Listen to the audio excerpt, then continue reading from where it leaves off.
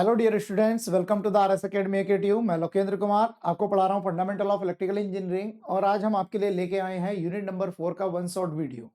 ठीक है, तो अभी तक हम लोगों ने आपको 3 यूनिट के वीडियो प्रोवाइड करा दिए हैं और आप उसको देखकर बेनिफिट ले चुके होंगे।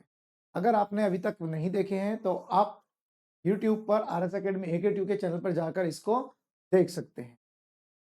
तो आज का जो लेक्चर्स है वो आपके लिए काफी इंपॉर्टेंट है। वो किस लिए इंपॉर्टेंट है? अभी तक हम लोगों ने जितने भी सेक्शन देखे वो टोटली न्यूमेरिकल था। ये यूनिट उन लोगों के लिए ज्यादा बेनिफिशियल है जो न्यूमेरिकल से थोड़ा सा डरते हैं और लेकिन थ्योरी उनको अच्छी लगती, वो थ्योरी को आसानी से याद कर लेते हैं। तो यहां से जो क्वेश्चंस हैं मोस्ट प्रोबेबली थ्योरेटिकल क्वेश्चन भी बन सकता है, मैक्सिमम तो थ्योरेटिकली बनता है, लेकिन न्यूमेरिकल्स ऐसा नहीं है कि जीरो है, क्योंकि आपको पता है कि इलेक्ट्रिकल इंजीनियरिंग में न्यूमेरिकल्स तो 100% पेपर में पूछे ही जाते हैं, लेकिन यहां से थ्योरेटिकल क्वेश्चन बनने के चांसेस ज्यादा रहते हैं as compare to the numerically section. तो हम चलते हैं कि कौन कौन से क्वेश्चंस इस यूनिट से आपके एग्जाम में पूछे जाते हैं और उसको हमें किस तरीके से करना है। तो चलिए स्टार्ट करते हैं। स्टार्ट करने से पहले आरएस एकेडमी एकेटीयू को आप अपने दोस्तों के साथ शेयर करना ना भूलें। ठीक है, यहाँ आपको बीटेक फर्स्ट ईयर और सेकंड सेमेस्टर के सारे ही सब्जेक्ट्स के जो रिकॉर्डेड लेक्चर्स हैं वो आपको मिलता है। और सबसे बड़ी बात, यहाँ आपको जो मेंटरशिप मिलती है वो आपको 1 to 1। अगर आपको कोई पर्सनली प्रॉब्लम्स आ रही है, कोई चीज समझने में दिक्कत हो रही है, तो आप हम लोगों से कॉन्टेक्ट कनेक्ट करके उसको सॉल्व कर सकते हैं। ठीक है, तो चलिए स्टार्ट करते हैं अपने यूनिट नंबर 4 को और आपकी प्रिपरेशन को और थोड़ा सा बेटर और एक स्टेप और ऊपर लेके चलते हैं। चलिए तो स्टार्ट करते हैं अपने डीसी मशीन को। तो सबसे पहले जो आपका क्वेश्चन पेपर में बन सकता है वो है आपका construction detail of DC machine. अगर आपको ये क्वेश्चन आता है तो आपको क्या करना है? सबसे पहले आपको इस डायग्राम को बनाना है। ये डायग्राम आप कैसे बनाएंगे? सबसे पहले अगर मैं आपको एक डायग्राम बनाने की तरीका बताऊं तो सबसे पहले आप क्या करें, मैं एक रफली डायग्राम आपको बना के दिखा देता हूं। आप एक सर्किल ड्रॉ करें, फिर एक दूसरा सर्किल ड्रॉ करें,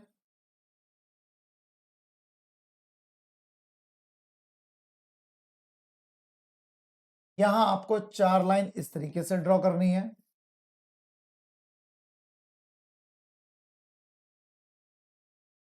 ठीक है, इन लाइन को थोड़ा सा छोटा रखेंगे हम।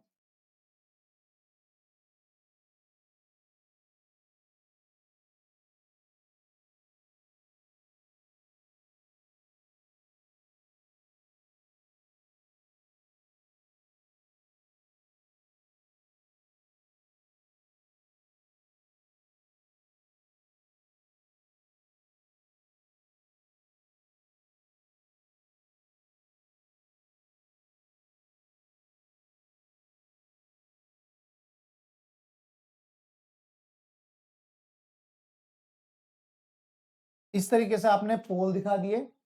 इसके बाद एक सर्किल आपको दिखाना है कम्यूटेटर आर्मेचर के लिए, दूसरा आपका कम्यूटेटर के लिए और बीच में आपको शाफ्ट दिखाना। कम्यूटेटर पे आपको 2 ब्रशेस दिखाने हैं, ये पॉजिटिव और निगेटिव। पॉजिटिव वाले को पॉजिटिव से और निगेटिव वाले को निगेटिव से। इसके बाद एक सप्लाई लेनी है पॉजिटिव से, डिस्कनेक्ट, ये कनेक्शन इधर आएगा, एक राउंड लेगा, फिर से इधर 1 टर्न, दिस और ये कनेक्ट होके यहाँ ऐड हो जाए। This is positive and this is negative. तो इस तरीके से आप सिंपल सा डायग्राम बना सकते हैं। ठीक है, चलिए अब हम बात करते हैं मेन पार्ट्स की कि कंस्ट्रक्शन में आपके मेन पार्ट्स कौन कौन से हैं, क्योंकि हमको बहुत जल्दी से ये यूनिट कवर करनी है। तो हमें सबसे पहले फील्ड सिस्टम, क्योंकि किसी भी मशीनरी में आपको 3 चीजें रिक्वायरमेंट है, वोल्टेज इंड्यूस करने के लिए या टॉर्क को प्रोड्यूस करने के लिए। क्या? फील्ड सिस्टम चाहिए, कंडक्टर चाहिए और उन दोनों के बीच में मोशन चाहिए। अगर ऐसा है तो ईएमएफ और टॉर्क आपका प्रोड्यूस हो सकता है। चलिए तो सबसे पहले फील्ड सिस्टम के 4 part, yoke, pole core, pole shoe and field winding. Armature, armature में armature winding, commutator and brushes. जल्दी से देखते हैं फील्ड सिस्टम क्या काम करता है। फील्ड सिस्टम आपकी मशीन में जो रिक्वायर्ड फ्लक्स है उसको डेवलप करता है। उसको डेवलप करने के लिए आपको क्या क्या चीज की जरूरत पड़ती है? तो सबसे पहला पार्ट आपका योक यानी कि फ्रेम, जो आपके आउटर 2 सर्कल हमने ड्रॉ किए थे। पोल कोर, इस सेक्शन को हम पोल कोर बोलते हैं। ये जो सेक्शन है पोल, इसमें जैसे ये पोल है, इसका सरफेस जो है ये पोल कोर। पोलसू, ये जो आपका येलो कलर का जो कर्व्ड एरिया है ये पोलसू कहलाता है। और पोल कोर पे आपने वाइंडिंग को बाउंड किया हुआ है, इसको हम फील्ड वाइंडिंग बोलते हैं। आर्मेचर, ये जो ब्लू कलर का सेक्शन है, आर्मेचर के आउटर पेरीफेरी पे आपने स्लॉट करके उसमें कंडक्टर पुट किया है और जिसने आर्मेचर वाइंडिंग को फॉर्म किया है। डीसी मशीन में जो रोटेटिंग पार्ट है वो आपका आर्मेचर कहलाता है। आर्मेचर में जो वोल्टेज आपका इंड्यूस होता है वो आपका एसी नेचर होता है और इसको डीसी में कन्वर्ट करने के लिए हमने एक स्पेशल डिवाइस लगाई हुई है जिसको बोलते हैं कम्यूटेटर। तो जनरेटर के केस में एसी को डीसी में कन्वर्जन करता है कम्यूटेटर, और डीसी मोटर के केस में डीसी को एसी में कन्वर्ट करता है। ये जो आपको ब्लैक कलर के दिखाई दे रहे हैं ये आपके कार्बन ब्रशेज हैं, ये सप्लाई को कलेक्ट करने का काम करते हैं। एसी मशीन में इनको हम बोलते हैं स्लिप रिंग्स, ठीक है। इसके बाद commutator, brushes and shaft. Shaft से हम मशीन को मैकेनिकल एनर्जी जनरेटर के केस में प्रोवाइड कराते हैं और मोटर के केस में वो हमें आउटपुट फॉर्म में मिलता है। तो यहां हमने जो मेन पार्ट्स हैं उनके बारे में डिटेल से आपको बताया हुआ है कि कौन कौन से पार्ट क्या क्या काम करते हैं। तो एक बार आप इससे गो थ्रू हो सकते हैं। इसके बाद एक important derivation, that is the EMF equation of DC generator. जैसा कि यूनिट नंबर 3 में हमने ईएमएफ इक्वेशन ऑफ ट्रांसफार्मर किया था, सिमिलर वे में यहां से क्वेश्चन आपके पेपर में आता है। आप अपनी ऐप में जाके देख सकते हैं, जो आरएस एकेडमी की ऐप है उसमें हमने प्रीवियस ईयर के क्वेश्चन पेपर के सॉल्यूशन प्रोवाइड कराए हैं, ठीक है। तो आप वहां से जाके उनको देख सकते हैं कि क्या ये क्वेश्चन पूछे गए हैं। तो हम किस तरीके से ड्राइव करते हैं? सबसे पहले P is equal to number of poles of the generator, phi flux per pole in the Weber, N speed of armature in RPM, Z total number of armature conductor, A number of parallel path in which Z number of conductor are divided. For lap bound A is equal to P, for wave bound A is equal to 2. ये lap bound के लिए जो number of parallel path हैं ये poles के equal होते हैं और जो वेव बाइंडिंग है उसकी वैल्यू फिक्स होती है A is equal to 2। फिर से हमने फैराडे लॉ अप्लाई किया और फैराडे लॉ कहता है कि E is equal to d phi by dt, यानी कि rate of change of flux with respect to time it induce EMF if it interact with the conductors. तो हमने consider किया 1 रिवॉल्यूशन, ये हमने रेक्टेंगुलर कंडक्टर लिया था, ये आपका मैग्नेटिक लाइन से कंडक्टर को हमने एक सर्कल घुमाया तो इसने क्या कितना टाइम्स आपको फ्लक्स का कट किया। Consider 1 revolution of armature conductor, in 1 revolution conductor cut the total flux that is P into phi. Time for required the 1 revolution that is 60 upon n second. तो E is equal to d phi हमने यहाँ put किया तो हमें ये मिला average EMF, average EMF. If Z is the total number of armature conductor and armature conductor divided into a number of parallel path, तो conductor in 1 parallel path that is Z upon A। ये एक conductor की बात थी। अगर हमारे पास total number of conductor Z upon A है तो हम उसको मल्टीप्लाई कर देंगे तो जो हमें इक्वेशन मिलेगी that is Eg equal to P phi n Z upon 60A। तो Eg जो है वो डायरेक्टली प्रोपोर्शनल होता है आपके फ्लक्स और स्पीड के। इसके बाद इस इक्वेशन पे बेस्ड आपका न्यूमेरिकल्स आपके पेपर में पूछा जाता है। अगर डेरिवेशन नहीं आया तो न्यूमेरिकल्स आएगा और न्यूमेरिकल्स कितना सिंपल है, केवल आपको इस इक्वेशन में वैल्यू को पुट करना है। अगर आपको वेव बाउंड दिया है तो पैरामीटर क्या होंगे, अगर लैप बाउंड दिया है तो पैरामीटर क्या होंगे, ठीक है। आप देखिए केवल हमने सारे पैरामीटर लिखे हैं, ईजी कैलकुलेट करा लिया। कई बार वो क्या होगा, ईजी आपको गिवन कर देगा, एन या फाई या जेड आपसे कुछ कैलकुलेट करवा लेगा। तो इस टाइप का बहुत सिंपल न्यूमेरिकल आपके पेपर में पूछा जाता है। आप कोशिश करें कि आप उन क्वेश्चन को जरूर सॉल्व करें। तो ये हमने डिफरेंट टाइप के क्वेश्चंस कराए हुए हैं। यहां हमने क्लासिफिकेशन किया है डीसी सीरीज जनरेटर का, that is the separately excited DC generator, self excited DC generator, series bound DC generator, shunt bound, compound bound, compound में दो, short shunt and long shunt. ठीक है, पेपर में पूछा गया था एक बार, क्लासिफाई द दिस। फिर इनसे पूछा जाता है कि इनको एक्सप्लेन कीजिए, तो आपको डायग्राम बना के इनको बताना पड़ता है। जैसे हमने यहाँ सेपरेटली एक्साइटेड बताया हुआ है, ये आपका सीरीज बाउंड यानी कि सेल्फ एक्साइटेशन का सीरीज बाउंड है, सीरीज बाउंड के साथ आपका शंट, और यहां आपका इन पर बेस फिर न्यूमेरिकल्स है। अब देखिए न्यूमेरिकल्स आपके किस तरीके से पूछे जाते हैं। क्वेश्चन लिखा हुआ है a 200 volt 8 pole lap connected DC shunt generator supply 60 40 watt 200 lamps. It has armature and field circuit resistance of 0.2 ohm and 200 ohm respectively. Calculate the generated EMF, armature current and current in each armature conductor, that is V is equal to 200 volt, PL is equal to 60।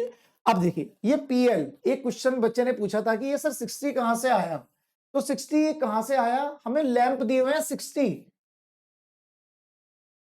मैं colour change कर लेता हूं इसका, ये 60 lamp given है, और एक lamp की जो कैपेसिटी कहना चाहिए कि रेटिंग है, जो वोल्टेज ले रहा है वो 40 है, तो टोटल लोड कितना हो जाएगा उसको हमने मल्टीप्लाई किया, R A R S H, फिर हमने इक्वेशन लगाई। ये इक्वेशन कहां से आई, जो पर्टिकुलर आपका जनरेटर है, शंट है यहाँ, तो शंट के लिए हमने जो इक्वेशन यूज की थी उन इक्वेशन को यूज किया है, केवल फॉर्मूला हमने अप्लाई, फॉर्मूले में वैल्यू पुट की है और चीजें निकाली है। ठीक है, चलिए इसके बाद 2 नंबर का क्वेश्चन बनता है कि explain the working principle of DC motor. तो डीसी मोटर क्या कहता है, डीसी मोटर कहता है कि अगर आपको इलेक्ट्रिकल एनर्जी इनपुट पर प्रोवाइड की गई तो मोटर उसको क्या करेगा, मैकेनिकल एनर्जी में कन्वर्ट कर देगा। और प्रिंसिपल क्या स्टेट करता है, when A current carrying conductor placed in a magnetic field that conductor feel A force, the magnitude of the force is given by F is equal to VIL and the direction of the force is given by Fleming left hand rule। ठीक है ना, तो ये चीज हमने लिखी हुई है। अब यहां से हमने एक और इंपॉर्टेंट डेरिवेशन ड्राइव किया जिसको हम बोलते हैं टॉर्क इक्वेशन। तो टॉर्क इक्वेशन को ड्राइव करने के लिए हमने एक सर्किल लिया है जिसकी रेडियस R है, उस पर अपने F न्यूटन का फोर्स अप्लाई किया है। जब आप फोर्स लगाएंगे तो व्हील रोटेट करेगा, रोटेट करेगा तो उसकी जो एंगुलर स्पीड होगी that is 2 pi n upon 60।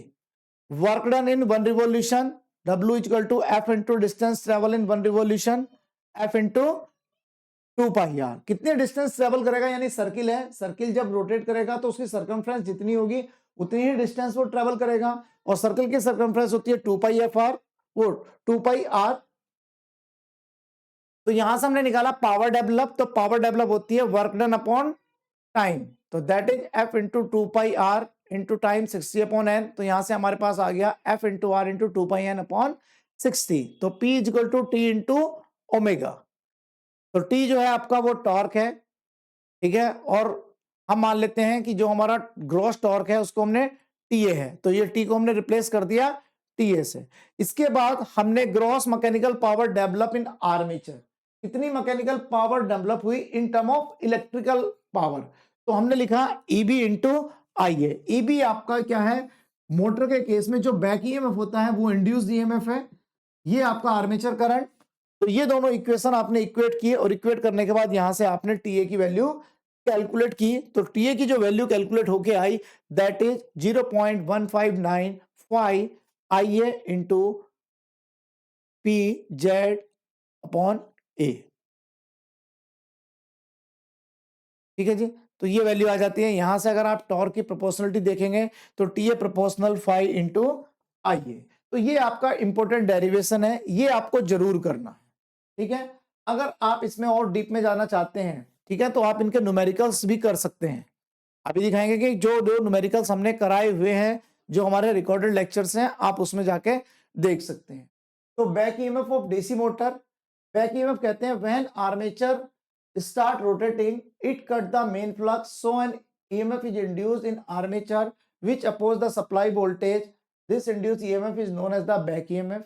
अब ये बैक EMF करता क्या है मशीन में, तो इसका सिग्निफिकेंस है कि ये मशीन को सेल्फ रेगुलेटिंग बनाता है, mean according to the load condition ये अपने वैल्यू को चेंज कर लेता है। डायरेक्शन आप कैसे रोटेट करेंगे, तो डायरेक्शन रोटेट करने के लिए या तो आप फील्ड करंट और आर्मेचर करंट को चेंज करते हैं by changing the polarity of field, सब जो सप्लाई वोल्टेज हम उसको प्रोवाइड करा रहे हैं उसकी टर्मिनल को चेंज करके हम डायरेक्शन को रिवर्स कर सकते हैं। इसके बाद हमने डीसी सीरीज मोटर और की इक्वेशन है, किस तरीके से हम इसको क्लासिफाई करते हैं। यहां संट मोटर है और इस पर बेस्ड आपका, हाँ एक चीज और, जो डीसी सीरीज मोटर है वो आपका कहां यूज किया जाएगा, जहां आपको हाई स्टार्टिंग टॉर्क रिक्वायर्ड होगा, ठीक है। और जो आपके पास डीसी संट है वो कहां यूज किया जाएगा, जहां आपके पास कांस्टेंट स्पीड की रिक्वायरमेंट होगी, मीन जहां आपको कांस्टेंट स्पीड की एप्लीकेशन होगी वहां हम डीसी संट जनरेटर को यूज करते हैं। ये एप्लीकेशंस हैं कुछ, तो आप इनको एप्लीकेशंस को जरूर याद कर लें, क्योंकि यहां से 2 नंबर का क्वेश्चन आपके पेपर में बन सकता है और सीधे सीधे केवल एप्लीकेशन लिखनी है और आपको 2 मार्क्स मिल जाएंगे। यहां हमने न्यूमेरिकल सॉल्व किए हुए हैं, आप इनको देख सकते हैं कि किस तरीके से आपने किसी न्यूमेरिकल्स में अगर आपको डाउट आता है तो आप मेरे से पर्सनली कांटेक्ट कर सकते हैं ऐप के थ्रू, ठीक है। दूसरा, इसके बाद हमारी जो मशीन है वो है 3 phase induction machine. 3 phase induction machine में 2 क्वेश्चन आपके बनते हैं, एक explain the working principle of 3 phase induction motor and दूसरा draw and explain the torque slip characteristics. तो जब हम इंडक्शन मशीन के वर्किंग प्रिंसिपल को समझते हैं तो कैसे, यहां हमने एक डायग्राम बनाया हुआ है। जब हम 3 फेज सप्लाई मतलब जब हम पॉलीफेज सप्लाई यूज करते हैं तो वहां सप्लाई कैसे होती है, इस तरीके से, मेन तीनों ही फेज एक दूसरे से 120 डिग्री के टाइम डिस्प्लेसमेंट पर प्लेस होते हैं। तो जब आप वहां वोल्टेज अप्लाई करते हैं तो जो करंट फ्लो करती है वो भी आपकी डिस्प्लेस्ड होगी 120 डिग्री के टाइम डिस्प्लेसमेंट में। तो वहां से जो आपका एमएमएफ बनेगा और उसकी वजह से जो फ्लक्स बनेगा वो रोटेटिंग नेचर का आएगा, ठीक है ना। तो प्रिंसिपल जब हम एक्सप्लेन करते हैं तो ये देखिए जो आपका व्हाइट कलर से शो किया हुआ है ये सेक्शन आपका स्टेटर है, उसके इनर पेरीफेरी में आपने स्लॉट कट किए हुए हैं। स्लॉट कट करने के बाद उसमें वाइंडिंग को प्लेस किया गया है जिसने आपकी स्टेटर वाइंडिंग को फॉर्म किया है और ये वाइंडिंग आपकी कहलाती है फील्ड वाइंडिंग। सिमिलर तरीके से आपने ग्रीन कलर से जो दिख रहा है ये आपका रोटर सेक्शन है। रोटर सेक्शन के आउटर पेरीफेरी में आपने स्लॉट कट किए हुए हैं, उसमें आपने एक वाइंडिंग फॉर्म की हुई है जिसको आप बोलते हैं रोटर वाइंडिंग और ये वाइंडिंग कहलाती है आपकी आर्मेचर वाइंडिंग। इंडक्शन मशीन का जो प्रिंसिपल है वो ईएमआई पर बेस्ड है, यानी कि आपकी जो एनर्जी ट्रांसफर होगी वो डायरेक्ट कांटेक्ट से नहीं होगी, वो किसी दूसरे मीडियम से होगी। यहां आपका मैग्नेटिक मीडिया है, मैग्नेटिक मीडिया के थ्रू आपकी एनर्जी क्या हो रही है, ट्रांसफर हो रही है। आप देखेंगे स्टेटर और रोटर के बीच में कोई भी वो नहीं है। जो येलो कलर से सर्किल दिखाया गया ये बताया गया कि जो फील्ड रिवॉल्व कर रहा है उसकी डायरेक्शंस क्या है। तो जब आप 3 फेज सप्लाई अप्लाई करते हैं तो सबसे पहले स्टेटर को आपने 3 फेज सप्लाई लगाई, ये आपकी करंट फ्लो करेगा, फिर स्टेटर वाइंडिंग में करंट फ्लो होगी, नंबर ऑफ टर्न्स एन है तो वहां एनआई बनेगा जो आपका क्या करेगा, फील्ड को प्रोड्यूस करेगा और ये जो फील्ड होगा ये आपका रोटेटिंग होगा जो आपका सिंक्रोनस स्पीड से रिवॉल्व कर रहा होगा। अब सिंक्रोनस स्पीड कितनी है, ns equal to 120 f upon p। जब ये आपका एयर गैप में रिवॉल्व करेगा तो एयर गैप में क्या होगा, ये रोटर के कंडक्टर रखे हैं ये इसको कट करेगा तो इसके अंदर क्या होगा, ईएमएफ का प्रोडक्शन होगा due to the Faraday law of electromagnetic induction.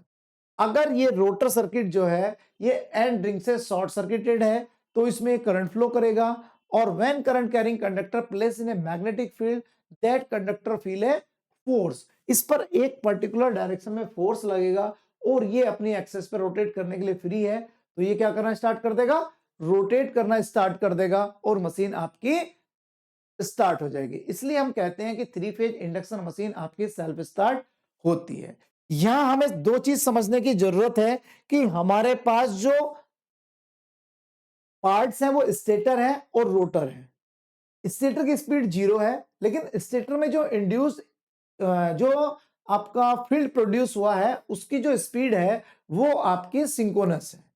इसी तरीके से जो रोटर है उसकी जो स्पीड है वो एनआर है, ठीक है, रोटर स्पीड। और जो रोटर के अंदर इंड्यूस ईएमएफ है, वो जो रोटर फील्ड डेवलप हुआ है उसकी जो स्पीड होगी वो सिंक्रोनस होगी। रोटर की स्पीड और सिंक्रोनस स्पीड के बीच में जो डिफरेंस है उसको हम बोलते हैं स्लिप। क्या बोलते हैं? स्लिप। तो जो हमने ये चीज बताई है वो हमने यहां मेंशन की हुई है। ये आपका सारा ईएमएफ वो जो प्रिंसिपल है वो एक्सप्लेन किया हुआ है, तो आप इसको एक बार पढ़ सकते हैं। जो मैं आपको बता रहा था कि स्लिप क्या होगी वो यहां बताई हुई है। दूसरा आपकी स्लिप स्पीड, उसको हम लिखते हैं एनएस माइनस एनआर। स्लिप को हम डिफाइन करते हैं S is equal to NS minus NR upon NS. Rotor की स्पीड को हम लिखते हैं NR is equal to 1 minus S into NS. अगर हम स्लिप की लिखें तो ये लिखा जाता है S is equal to NS minus NR upon NS. फिर इस पर बेस छोटे छोटे से न्यूमेरिकल्स हैं जो आपसे पूछ लिए जाते हैं, ठीक है ना। तो आप देख रहे हैं सीधे फॉर्मूला बेस्ड न्यूमेरिकल्स हैं। आपसे सिंक्रोनस स्पीड पूछ ली, रोटर की स्पीड पूछ ली, सीधे फॉर्मूले में वैल्यू पुट करनी है और आंसर निकालने हैं। इसके बाद टॉर्क स्लिप करैक्टरिस्टिक्स हम ड्रॉ करते हैं, तो आपको एक फॉर्मूला याद रखना पड़ता है, T proportional to S R two upon R two square plus S X two का square when E2 is constant. यानी कि जो स्लिप है वो है हमारे पास s equal to N S minus N R upon N S. अब स्लिप की वैल्यू 0 हो सकती है जब रोटर की स्पीड सिंक्रोनस स्पीड के इक्वल हो, ठीक है, और 1 हो सकती है जब रोटर की स्पीड 0। इसका मतलब जो इंडक्शन मशीन है वो मोटर की तरह कब बिहेव करेगी? जब उसकी स्लिप 0 से 1 के बीच में होगी, ठीक है ना। तो हमने क्या किया, इस स्लिप को दो पार्ट पे ब्रेक कर दिया। एक आपका लो स्लिप रीजन 0 से 0.4 तक, और दूसरा 0.4 से लेकर 1 तक हाई स्लिप रीजन।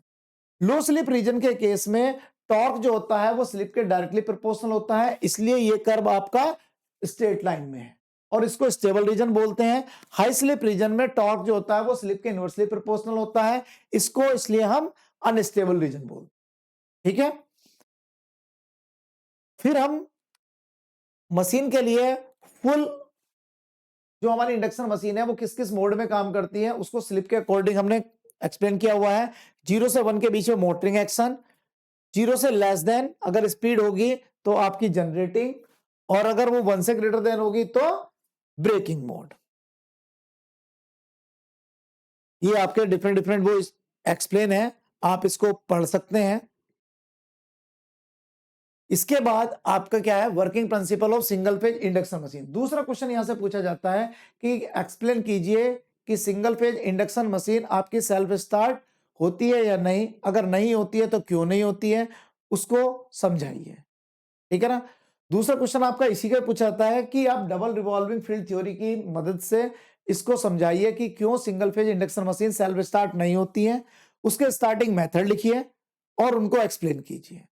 तो सीधी सी बात है, सिंगल फेज में जब हम सप्लाई अप्लाई करते हैं तो उसकी नेचर होती है साइनोसोडल, ठीक है ना, जैसा मैंने डायग्राम में बनाया हुआ दिखाया हुआ है। तो जब हम वोल्टेज अप्लाई करते हैं तो करंट बनेगा, करंट बनेगा तो एमएमएफ बनेगा, एमएमएफ बनेगा तो फ्लक्स बनेगा, और फ्लक्स की जो नेचर आएगी वो पल्सेटिंग होगी। पल्सेटिंग मतलब पॉजिटिव पल्स और नेगेटिव पल्स, मैग्नीट्यूड एक बार पॉजिटिव एक बार नेगेटिव, यानी कि उसमें जीरो भी अकर करेगा। तो हमने क्या किया, डबल रिवॉल्विंग फील्ड थ्योरी कहती है कि जो आपका फील्ड डेवलप हुआ था हम उसको दो पार्ट में ब्रेक कर सकते हैं, एक आपका फॉरवर्ड फील्ड और एक बैकवर्ड फील्ड। दोनों के मैग्नीट्यूड आपके सेम है लेकिन उनकी जो डायरेक्शन है वो अपोजिट है। तो जब फॉरवर्ड फील्ड इंटरेक्ट करता है आपके रोटर के कंडक्टर से तो वो उस पर फॉरवर्ड डायरेक्शन में फोर्स लगाता है। जब नेगेटिव साइकिल का फील्ड आता है तो वो रोटर पे अपोजिट डायरेक्शन में फोर्स लगाता है और वो बैकवर्ड डायरेक्शन में रोटेट कराता है। तो क्या होता है कि रोटर की पोजीशन में कोई चेंज नहीं आता और मशीन आपकी स्टार्ट नहीं होती है। तो उसको स्टार्ट करने के लिए आपके पास डिफरेंट डिफरेंट मेथड्स हैं, लिखे हुए हैं। Split phase induction motor, capacitor start induction motor, capacitor start capacitor run induction motor, threaded pole induction motor. यहाँ हमने आपको समझाया हुआ है कि किस तरीके से आपके जो मेथड्स हैं वो काम करते हैं। आप इनको एक बार पढ़ लीजिए, ठीक है। इसके बाद आपके पास एक लास्ट क्वेश्चन आपका और बनता है, ये एप्लीकेशन है सिंगल फेज के लिए, कहां कहां हम सिंगल फेज को यूज करते हैं। Working principle of three phase synchronous motor. तो सिंक्रोनस मोटर में क्या डिफरेंस है? पहला पार्ट तो आपका सेम है कि आपने दो मेन पार्ट है, एक स्टेटर्स है एक रोटर है। स्टेटर को हम थ्री फेज सप्लाई अप्लाई करते हैं और रोटर को हम डीसी सप्लाई अप्लाई करते हैं, इसीलिए यहां आपके दो फील्ड बनते हैं, इसलिए इस मशीन को हम कहते हैं डबली एक्साइटेड मशीन, ठीक है। तो यहां दो फील्ड बनेंगे, एक आपका कांस्टेंट होगा, एक आपका रोटेटिंग होगा, ठीक है। तो सिंक्रोनस मशीन का प्रिंसिपल जो है वो चेजिंग का प्रिंसिपल है, mean rotor field stator field को चेंज करता है, ठीक है। तो कभी भी रोटर फील्ड स्टेटर फील्ड को चेंज नहीं कर पाता है, तो जो सिंक्रोनस मशीन है वो सेल्फ स्टार्ट नहीं होती है। उसको स्टार्ट करने के लिए भी हमें डिफरेंट मेथड यूज करने पड़ते हैं, जिसमें हमारे पास using pony motors, using damper winding, as slip ring induction motor. तो यहां हम इन मेथड्स को यूज करके, ठीक है, ये कुछ एप्लीकेशन है आपके पास सिंक्रोनस मोटर की, आप इसको याद कर सकते हैं। तो इस तरीके से आपका यूनिट नंबर 4 का एक क्विक रिवीजन हमने कराया है कि कौन कौन से इंपॉर्टेंट क्वेश्चंस हैं जो आपको पढ़ने हैं, ठीक है ना। इन क्वेश्चंस के जो आंसर्स हैं वो यहां अवेलेबल है, ठीक है ना। तो जिन लोगों ने ऐप डाउनलोड की है और उन्होंने हमारे कोर्स को परचेज किया है, वो देख रहे होंगे कि आपकी पढ़ाई में कुछ ना कुछ डिफरेंस आया है, ठीक है। वैसे भी हमारे कोर्सेज जो है वो बहुत ज्यादा कॉस्टली नहीं है, बहुत ही रीजनेबल प्राइस में, जिससे हमारा जो सिस्टम को चलाने के लिए जो कॉस्ट लगी हुई है वो हमारी रिकवर हो सके। अभी हमारी फैकल्टी कोई भी अर्निंग नहीं कर रही है, इसलिए क्योंकि हमारा मोटो क्या है कि जिससे हमारे बच्चों को अच्छे से अच्छा कंटेंट कम से कम कॉस्ट में मिल सके। तो आप नेक्स्ट सेमेस्टर में जो भी है, आप इन को कोर्स को पहले ही ले लें, जिससे आपको आखिरी में ये दिक्कत फेस ना करनी पड़े, क्योंकि पूरे सेमेस्टर का कोर्स आपको शुरू में मिल जाएगा। तो आपके सेशनल एग्जाम होंगे, आप उनकी तैयारी अच्छे से करेंगे, क्योंकि सेशनल एग्जाम्स का इम्पोर्टेंस आपके बीटेक में बहुत ज़्यादा है, लगभग 50% का वेटेज है। तो आपकी जो परसेंटेज है वो एग्जाम को देने से बनती है। तो आप सेक्शनल की तैयारी भी बहुत अच्छे से करें। अब आपके एकेटीयू आ गए हैं, अब उस तैयारी को एकेटीयू में दिखाने का टाइम है कि हम किस तरीके से एकेटीयू में बेस्ट मार्क्स लेके आते हैं, ठीक है। तो आप पढ़ते रहिए, बढ़ते रहिए, मिलते हैं लास्ट यूनिट में, यूनिट नंबर 5 में। Okay, thank you.